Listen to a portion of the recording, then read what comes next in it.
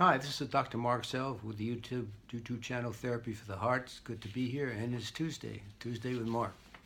So this is the what is it? The 88th talk, and I'm going to talk about the mechanism of the ego, of defensive mechanism, identification with the aggressor.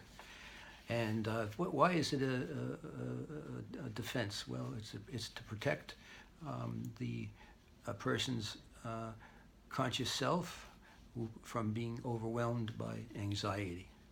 I'll give you an example of a person that I worked with. His parents prohibited him from pledging allegiance to the flag. So he did pledge allegiance to the flag because he wanted to be accepted by his peers in class. So what would happen? He would get beaten with a belt because he disobeyed. What happened with him later on in life? He became a bully to others. Now in therapy, he worked on that because he identified with being being a person who identified with the aggressor, and he really didn't want to be like his father who beat him. So eventually, through therapy, he stopped that. But he would beat people. He became a bully to others, and he would beat them like he was beaten.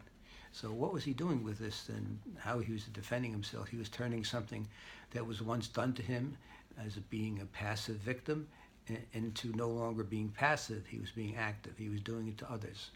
He turns what was a helpless feeling when he was a child into a feeling of being in control. And also he turned a submission into dominance, dominating others. So that's how the defense works. Protect against anxiety, and by becoming the aggressor that you experienced in life, whether it be a close person to your life or someone else. Could have been another bully in school to initiate that. We talked about Jane in my videos and podcasts. She was bullied by her mother. She didn't eat as all the food on the table. She would be screamed at if she didn't do her homework right enough. Her mother would criticize her. What's the matter with you? What's the matter with you? So it was constant attack. And so what happened with Jane is when she was coming into her maturity sexually, she had very big breasts. So she would torment the other girls in their class about the size of their breasts. They were nowhere near what she had. So she was being like the mother. She was tormenting them, just like her mother tormented her when she didn't when she didn't look the way she would like her to look, when she didn't eat the way she would like her to do. So that's the identification. So so by tormenting the other girls in school, she succeeded in one way, but it certainly is not a way to win friends and please people, right? Influence people. So the reason why she was afraid to go to school, when she came to see me, she wanted to, one of her goals was to go to college.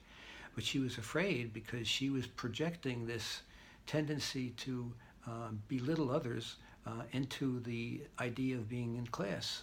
And so it was no longer that her fear then became of a projection of her own sadism towards others. That's what prevented her from initiating a school for herself. So, which she did initiate school and did finish her goal at the end of treatment. She went to school and also was able to become a teacher. So remember the fantasy about being powerful, being on the wings of the eagle, which was me, and the dream that she had, fantasy.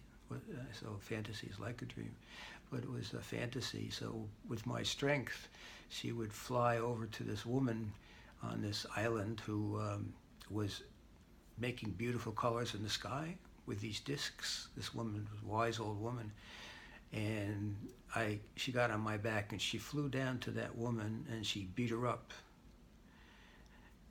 Why can you make these beautiful discs when you throw them in the air and I couldn't? She tried and she failed. So there was the wise old woman who was the mother trying to, doing these wonderful things, and then Jane couldn't do what this woman or the mother did because the mother would put her down. So so that's how she constructed a fantasy, which was really very the mind is very smart in terms of having a fantasy that sort of pulls your life together, because in the beginning of that fantasy there was she was on a train with cold people who didn't speak to each other, and then that world split into two, and in one half of that world she was there was lush green valleys, and out of that valley flew the eagle. So she handled her conflicts that way through a fantasy that. But I was the eagle in the treatment, because I was the good father who could she could rely on her to be close to and help her separate from the mother who was so critical. And that's a very important function the father has in life. Her father couldn't provide that function because he was very seductive with her and gave her slobbery kisses. So he was not the kind of father who she needed to be able to identify with. She was afraid of him, and also he would just stare at her across the room. He wouldn't communicate with her in a way that she needed to have her father communicate with her. So she stayed in treatment. She didn't leave. Many people would have left. She had her first therapist rejected her, came back from Europe and said, "I can't work with you anymore." And then she had a therapist also who rejected her when she was in couple counseling. So a lot of rejections. She had a lot to work through, and she stayed. Maybe people don't stay the course because when they get, we both examined our roles that were helpful to each other and not helpful to each other through my examining my countertransference and her understanding more about her transference. So we both did that, and we both stayed out. Many people my supervisor said would have thrown this patient out, would have found a way to get rid of her because she was so hard, so critical. And I didn't. I stayed. I had a good supervisor, not just because of that. I stayed because I was a good analyst, but she certainly helped me understand what was going on with this woman.